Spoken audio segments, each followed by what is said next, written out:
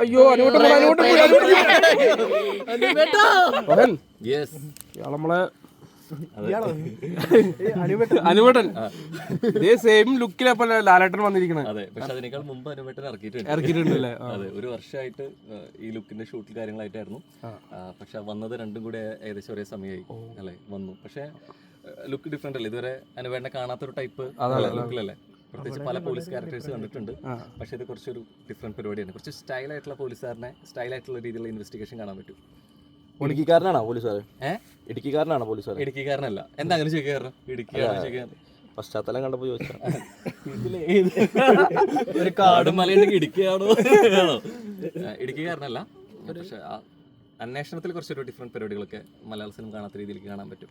എന്നാൽ ഈ കാടും മലയൊക്കെ പിടിക്കാനുള്ള കാരണം എന്താ എന്ന് വെച്ച് കഴിഞ്ഞാൽ ഇത് നടക്കുന്നത് ഒരു ക്യാമ്പ് ആണ്. അപ്പോൾ അത്തരത്തിലൊരു സ്ഥലത്താണ് നടക്കുന്നത്, ഒരു ഹെറിറ്റേജിലാണ് നടക്കുന്നത്.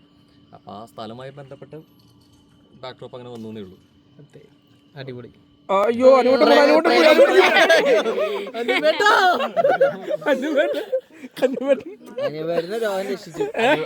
തുടരും.